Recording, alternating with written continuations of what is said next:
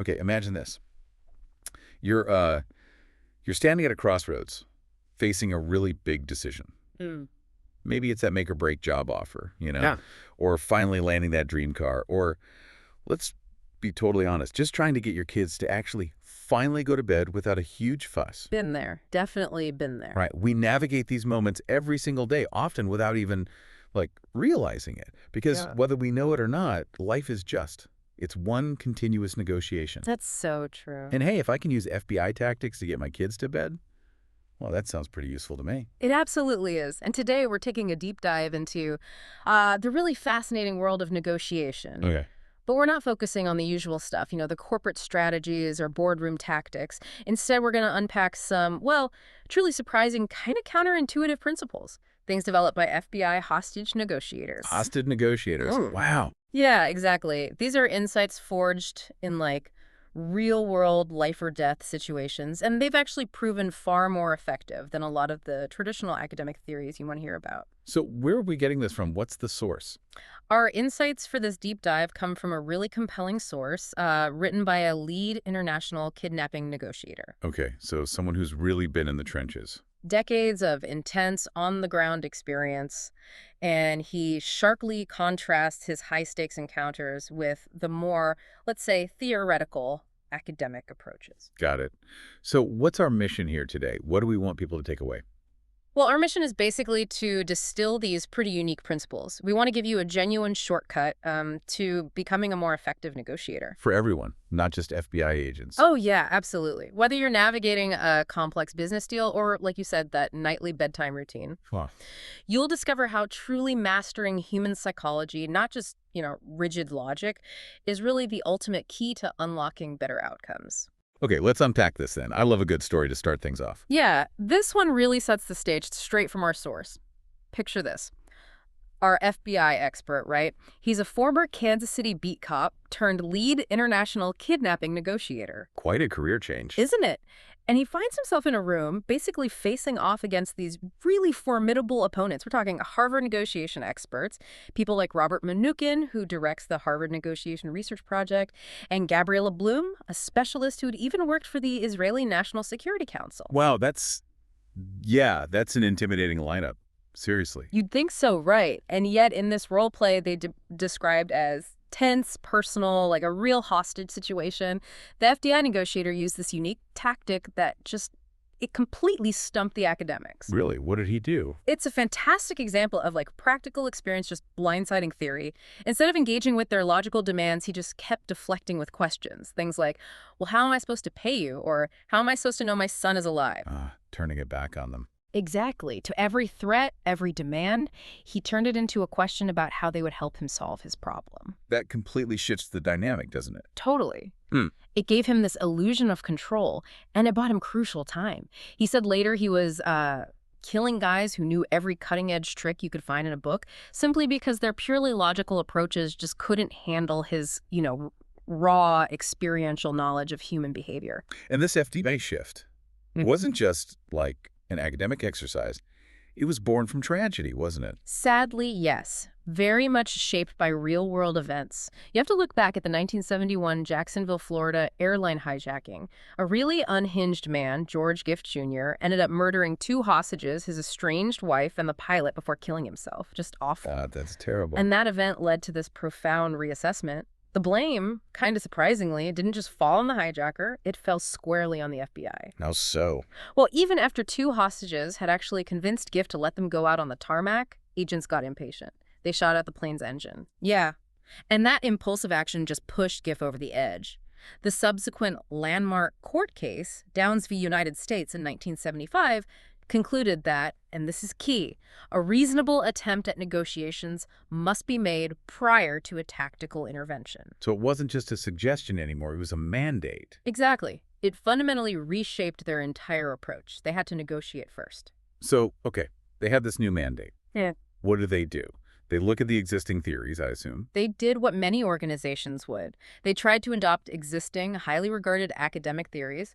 Our source specifically mentions Getting to Yes, that super popular book on principled negotiation. Right, I know that one. Win-win solutions and all that. That's the one. But here's where it gets really interesting. These theories, brilliant on paper, they proved utterly ineffective with what they called irrational hostage takers. Yeah, I can see that. How do you find a mutually beneficial win-win solution with someone who genuinely thinks they're, like, the Messiah? Exactly. It was a huge reality check.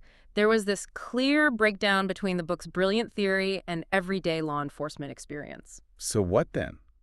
Did they just give up on theory? No, not give up, but it forced them to look deeper, beyond pure logic. And that's precisely where Daniel Kahneman's groundbreaking work on the two systems of thought became, well, not just relevant, but absolutely essential. Kahneman. System 1 and System 2 thinking. That's it. System 1, our fast, instinctive, emotional, kind of the animal mind.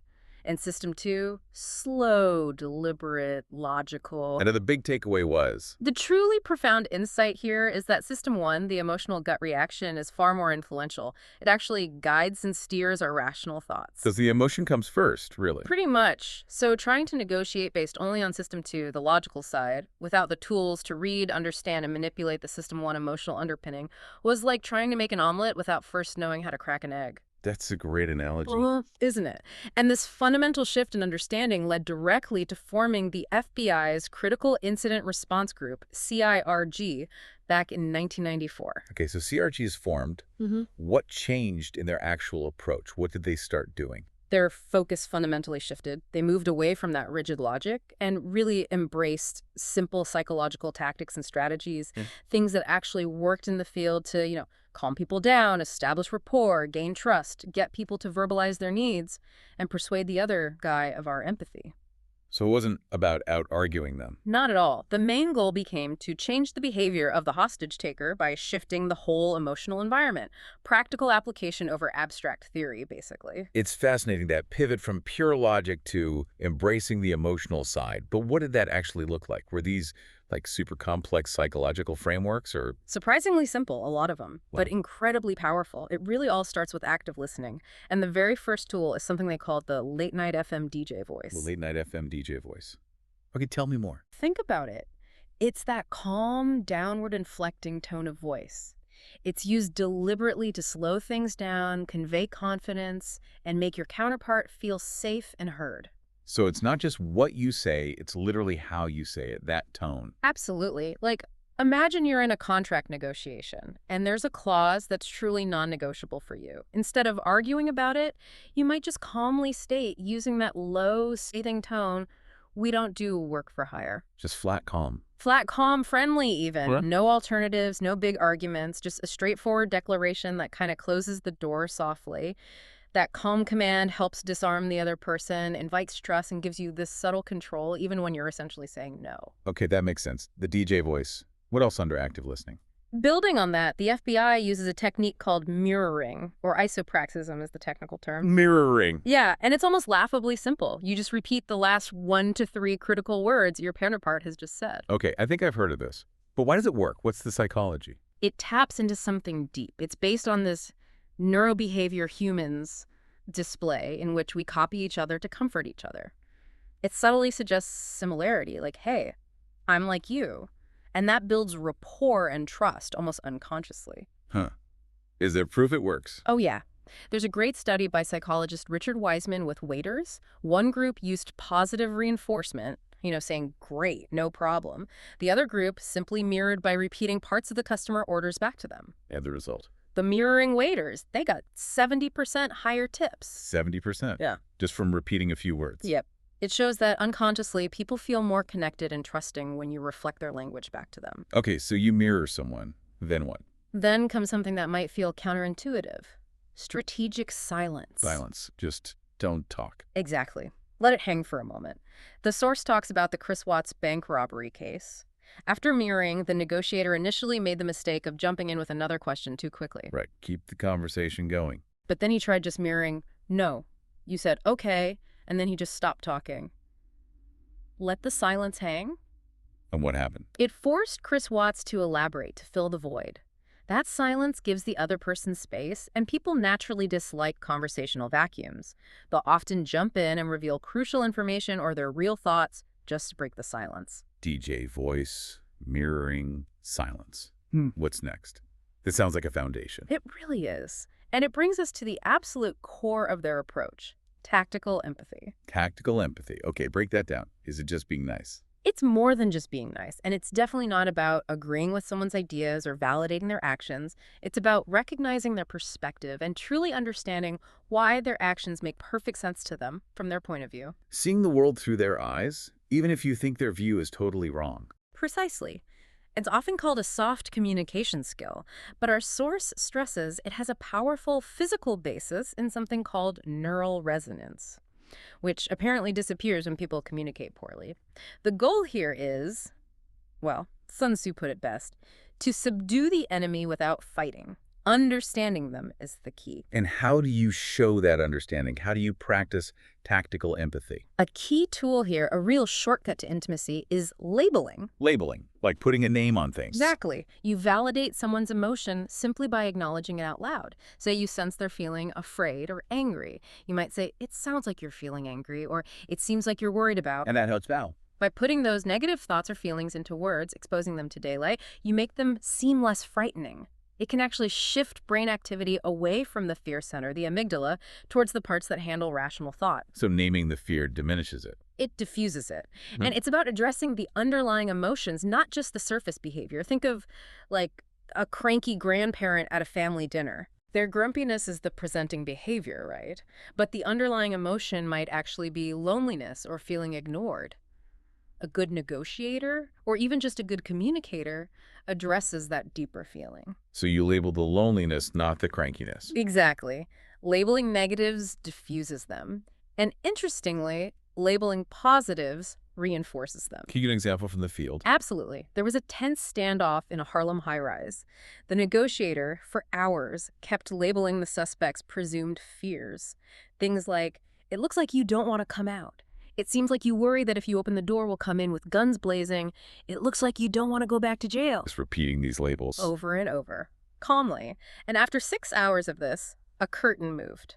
Naming the fear took away some of its power, opened a tiny crack for rational thought. Wow, 6 hours. That takes patience. Immense patience. But it shows the power. And this isn't just for, life or death scenarios. Right, how does labeling work in, say, business? Well, a student mentioned in the source worked for the Washington Redskins ticket sales team. Season ticket holders were canceling bad economy. Team wasn't doing well. FL. Totally. The original sales script was all about the team's features, the benefits, etc. It wasn't working. So what did they change? They rewrote the script to be entirely about the fans, their situation, and their love of the team. They started calls by saying things like, "We understand things are tough right now, and we know you love the team, and we are here to work with you." Then they'd ask to discuss the fans' unique situation. Making it about them. Labeling their presumed feelings and situation. Exactly, and they saw a significantly better response rate. It just shows the power of making the conversation about the other person and acknowledging their perspective first. Okay, so labeling helps diffuse negativity. What if you could get ahead of it entirely? Now you're thinking like a negotiator. That's where the truly counterintuitive accusation audit comes in. Accusation audit. Sounds intense. It's basically where you proactively list out all the negative things the other party could possibly say or think about you or the situation right at the start. You say the worst things first. You say the bad stuff about yourself. Why would you do that? Because it makes those accusations less forbidding. It shows you're aware, you're not hiding anything, and it kind of disarms the negativity before they can even use it against you. Okay, I need an example of this one. My favorite is an exercise the instructor, our source, would do in his classes. He'd role-play a hostage taker and needed a student volunteer. Tough ask, right? Yeah, puts you on the spot. So instead of just asking, he'd start by saying, "Okay, in case you're worried about volunteering to role-play with me in front of the class, I want to tell you in advance." And he'd pause dramatically. "It's going to be horrible." He actually said that. Yep. Gotta laugh, usually.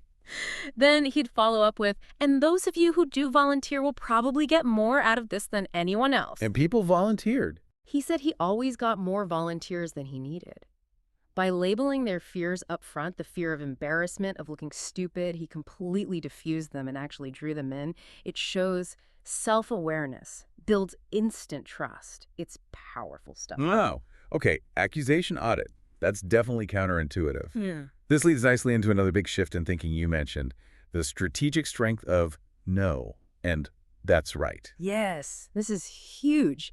We're often conditioned, especially in sales or business, to push relentlessly for yes. Get them nodding, get them A agreeing. yes ladder. Exactly. But the problem is, constantly pushing for yes can make people feel cornered, like prey, Yeah. like they're dealing with a telemarketer who won't take, well, no for an answer. That's true. Even if you kind of agree, being pushed into a yes feels like you're giving something up, like a concession. Whereas no, counterintuitively, often feels like salvation. It feels like protection. Saying no allows people to feel safe, to feel like they're in control. And that feeling of control is incredibly important in any negotiation. So no isn't the end of the conversation. Not at all. Our source actually outlines 3 kinds of yes, which is revealing. There's the counterfeit yes. You know, when someone says yes just to make you go away or to gather more information. A polite brush off yes. Then there's the confirmation yes, just a simple affirmation, like, yes, it's Tuesday. And finally, there's the commitment yes. That's the only one you really want, the one that leads to actual action. And getting to that commitment, yes, often involves letting them say no first. Precisely. The source is really clear. No is not failure.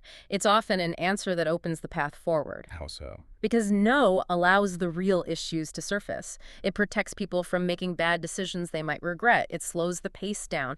It helps people feel safe and in control. And ultimately, it moves everyone's efforts forward because you start dealing with the real objections, not just surface agreement. You're giving them perceived control, and that's gold. Is there an example of this no orientation working?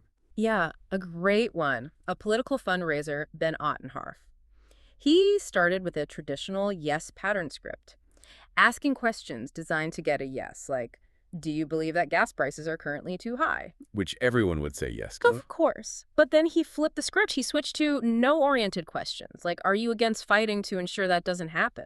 So the desired answer is no. No, I'm not against fighting it. Exactly. This small change put the donor in the driver's seat. They felt empowered, not cornered. And the result, a truly remarkable turnaround, a 23% better rate of return on his fundraising calls. Wow. Just by flipping the frame to no. Okay, Yes, so it- no is good. What about, that's right. You said that's even better than yes. It is. Think about when you say that's right to someone. It usually means more than just, yes, I agree. It signifies true understanding. It means you get me. You see it from my perspective. Oh, okay. It's deeper. Much deeper. When someone says, that's right, it's a powerful signal of what the source calls unconditional positive regard. It paves the way for real behavioral change because they feel genuinely heard and understood. That's the ultimate rapport builder. Can you illustrate that? The power of, that's right. Sure. There's a story about a pharmaceutical sales rep. She was trying to sell a new product to this doctor who was really passionate about his patients, really focused on tailoring specific treatments for each individual, a very dedicated guy. Okay. Instead of just launching into her product pitch, she listened.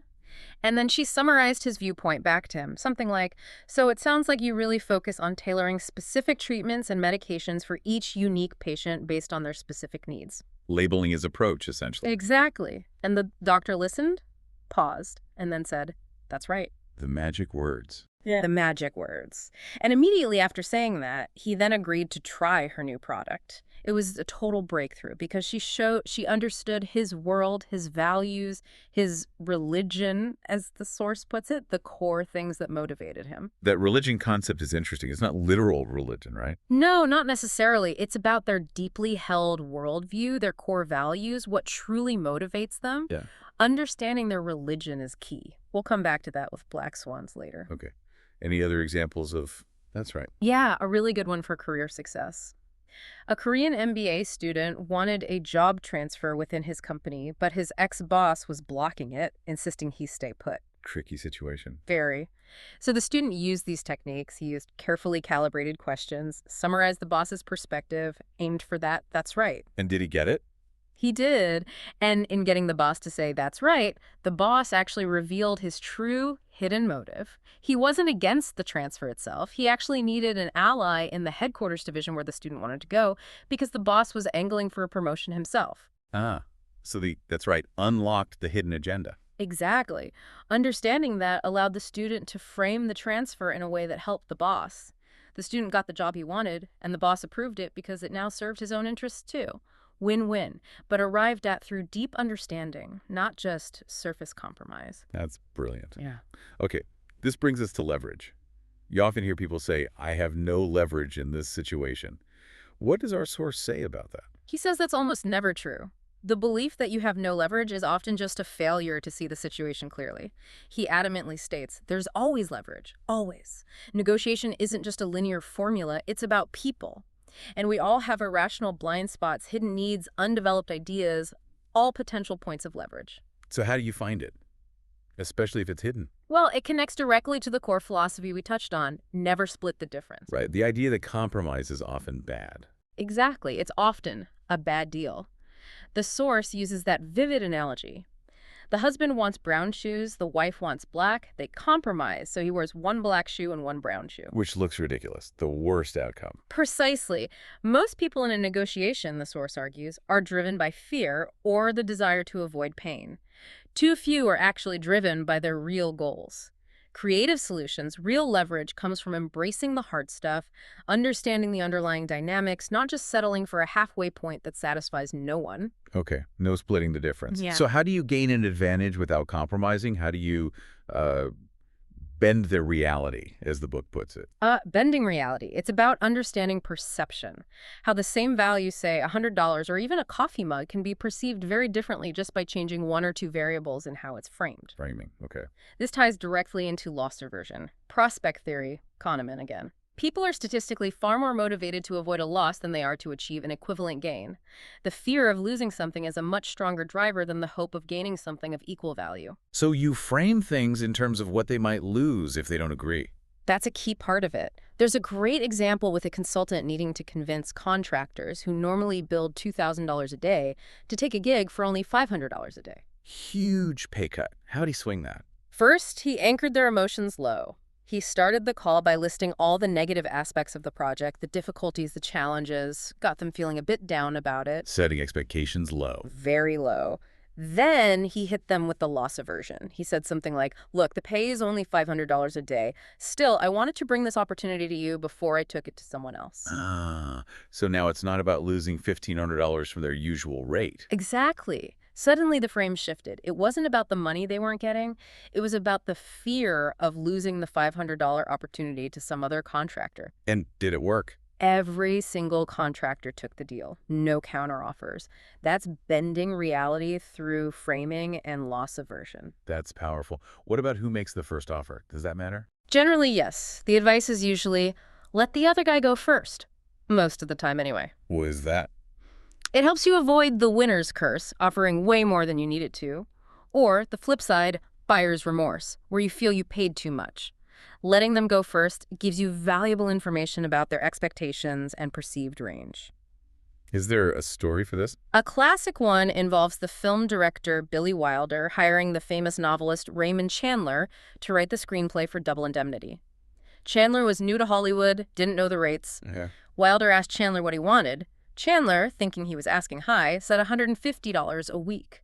Wilder and the producer apparently had to stifle laughter because they were prepared to offer $750 a week. Ouch. Chandler really undersold himself by going first. Massively. He anchored way too low because he lacked information. Okay, so let them anchor first, usually. What about non-monetary things? Can they be leverage? Absolutely.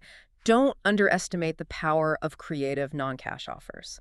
Think about what the other side really values besides money. The source mentions the Memphis Bar Association wanting negotiation training, but having a limited budget. So they couldn't afford the full fee. Right, so instead of just saying no, they offered a creative solution. They'd pay a reduced fee and feature the instructor on the cover of their widely circulated magazine. Exposure. Exactly. For the instructor, that cover story was priceless advertising, potentially worth far more than the cash difference. It was a high-value offer for him, but relatively low cost for the association. Thinking beyond cash is key. This is all about shaping the negotiation subtly. What about direct questions? Are there specific types that work best? Yes, absolutely. This brings us to calibrated questions. Calibrated questions, okay. These are carefully framed, open-ended questions that usually start with what or how.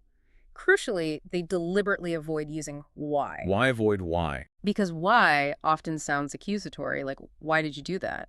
It puts people on the defensive. What and how? Questions, on the other hand, are more exploratory. They inspire your counterpart to think and then speak expansively. They give you the illusion of control because you're guiding their thinking often towards your solution, but making them feel like they're figuring it out. Can you give me a key calibrated question? One of the most powerful is simply, how am I supposed to do that? How am I supposed to do that? That sounds almost like admitting defeat. It sounds like it, but it's incredibly effective. It's framed as a gentle and graceful way to say no to an unreasonable request. But more importantly, it invites collaboration. It implicitly asks the other person to help you solve the problem, to see the constraints from your side. It leaves them feeling respected, not rejected. So it's a no that prompts them to find a yes. Exactly. Think about the drug dealer example from the source. The negotiator asks, "Hey dog, how do I know she's all right?" He didn't demand proof of life. He asked how he could get it. It forced the kidnapper to think and propose his own solution. Making it the kidnapper's idea. Right. Or the medical student dealing with a patient wanting to leave against medical advice. Instead of arguing, the student learned to ask, "How am I supposed to discharge you safely when?" It led the patient to start problem-solving their own situation. Any other examples? Yeah, the freelance strategist who was owed money. Her client asked for more work before paying the outstanding invoice.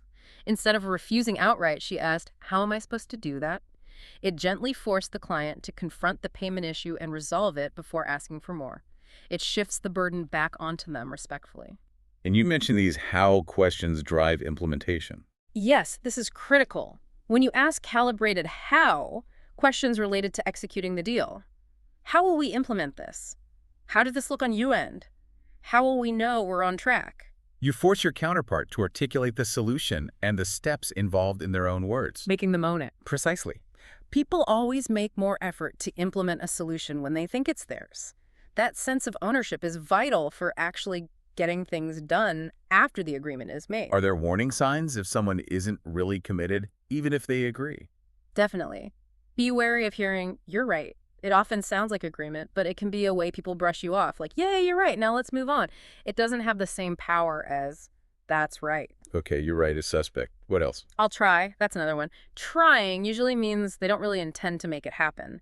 It signals a lack of real commitment. You want concrete how, not vague tries. Good flags to watch for. What about people who aren't even at the table? The hidden influences. Ugh, the behind-the-table players. Calibrated questions are crucial here, too. These are the hidden influencers, the bosses, the spouses, the team members, the deal killers who aren't in the room but whose approval is needed. How do you uncover them or their influence? By asking questions that probe beyond the immediate conversation. Things like, how does this affect the rest of your team? Or how on board are the people not on this call? Or even, what does your boss think about this approach? Trying to map the hidden landscape. Exactly. The source gives an example of a big consulting deal that fell apart unexpectedly. Why? Because a division head, who wasn't involved in the initial talks, felt insulted by the implication that his team needed training. He killed the deal from behind the scenes. And asking, how does this affect the rest of your team? Might have brought that out earlier. It might have revealed his importance or his potential objections, allowing them to bring him into the conversation and address his concerns directly. You have to negotiate with the whole picture, not just the person in front of you. This feels like detective work, uncovering hidden information, which leads us perfectly to the black swan. The elusive black swan, yes. This concept, popularized by Nassim Nicholas Taleb, refers to those unknown unknowns, those between 3 and 5 pieces of information that, were they to be uncovered, would change everything about the negotiation. Things you don't even know you don't know. Exactly. Conventional questioning often misses them because you don't know what questions to ask. Finding black swans requires intense listening, observation, and challenging your own assumptions. Can you give an example of a black swan in a negotiation? The William Griffin hostage case from 1981 in Rochester, New York, is a really chilling, tragic example.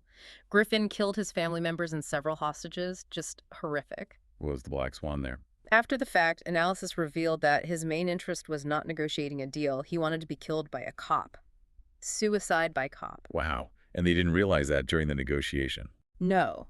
There were clues, a related double homicide nearby, a rambling note he left with no actual demands, but they were overlooked or misinterpreted at the time. The black swan was his true hidden motivation. It highlights the danger assumptions and the need for what the source calls a beginner's mind, not letting experience blind you. So uncovering these black swans gives you massive leverage. Immense leverage. Remember, there are different types. Positive leverage, knowing what they truly want. Negative leverage, knowing what they truly fear losing, playing on that loss aversion. And normative leverage, using their own principles, standards, or beliefs to frame your position. Black swans often unlock one or more of these. Okay, I need a success story now. A case where they did find the black swan and it worked. The Watson standoff is the perfect example. Oh. A 48-hour standoff, really tense. The FBI team was listening incredibly intently, picking up subtle religious references in Watson's speech. Okay. They deduced the black swan. Watson was actually a devout Christian. This wasn't obvious, but they pieced it together. So how did they use that? The breakthrough came as the third day approached. An agent had an inspired idea based on Watson's faith. He suggested, "Tell him tomorrow is the dawn of the third day." Referencing Christ's resurrection. If Christ came out on the dawn of the third day, why not Watson? Wow, connecting it directly to his faith. Exactly. It appealed not just to his faith, but also linked to his sense of military honor, giving him a rationale, an honorable way to surrender. And he did. He came out. That's incredible, finding the religion. It demonstrates what the source calls the greatest secret to success in negotiation, knowing their religion. And again, religion here means their core worldview, right? Yeah. Their fundamental drivers. Precisely. Their deeply held beliefs, values, motivations, what makes them tick. People respond favorably to requests that include a because reason, especially if that reason resonates with their religion, their core principles. Well, it's about understanding their constraints, their hidden desires, maybe even the bad information they're operating on that makes them seem irrational to us. But makes perfect sense within their worldview. Yes. You need to uncover those things. Any final examples of uncovering a constraint, a black swan? Yeah, the source mentions trying to connect with a contact at Coca-Cola, sent perfect emails, followed all the rules, but got zero response, seemed totally irrational. Frustrating. Very. The black swan, discovered later through other channels, was that the contact had recently lost influence internally due to corporate infighting. He wasn't responding because he was basically powerless and was embarrassed to admit it. Ah, so his silence wasn't about the emails at all. It was his internal situation, his constraint. Exactly. That hidden piece of information explained everything and required a completely different approach once it was understood. Finding those black swans changes the entire game. Okay, wow, that's a lot to take in. So let's try and recap this deep dive into high-stakes negotiation. What are the absolute core takeaways? Well, I think the biggest one is the shift from pure logic to human psychology. Understanding emotion is paramount. Right. And the tools for that start with active listening. That calm, late-night FM DJ voice. The subtle power of mirroring. And knowing when to use strategic silence. Absolutely. Then there's tactical empathy, understanding their world, and using labeling to diffuse negatives and build connection. And the surprising power of the accusation audit to disarm criticism up front. And strategically embracing no, not as failure, but as an opening. Aiming for, that's right, as a sign of true understanding, even more than yes. Don't forget, never split the difference. Avoid weak compromises. Instead, learn to bend their reality using framing and loss aversion, and look for creative non-monetary solutions. Use those calibrated what and how questions to guide them, give the illusion of control, and drive implementation by making them own the solution. And always, always be digging for those hidden black swans, the unknown unknowns, by truly seeking to understand the other person's religion, their fundamental worldview, constraints, and motivations. And the key thing is these aren't just skills for, FBI agents dealing with kidnappers or CEOs closing billion-dollar deals. Not at all. These are genuinely universal tools. They can profoundly transform your career, sure, but also your finances, your personal relationships, even, yes, those everyday family dynamics, like getting the kids to bed. It's about moving beyond just surface-level arguments to really connect and understand the person across the table, or across the dinner table. Precisely. It helps you navigate conflict more effectively and honestly build stronger relationships based on real understanding. So maybe a final thought for everyone listening to mull over. Every negotiation, really every conversation, even every moment of life, is kind of a series of these small conflicts, isn't it? It really is. Little points of friction or differing perspectives. But if you manage them well, using this kind of understanding, maybe they can rise to something more like creative beauty, finding solutions you didn't expect. That's a great way to put it. Embrace those moments, those potential conflicts, because true success in negotiation, maybe in life too, isn't about winning at all costs. It's about achieving the best possible outcome through deep understanding and ultimately honest interaction.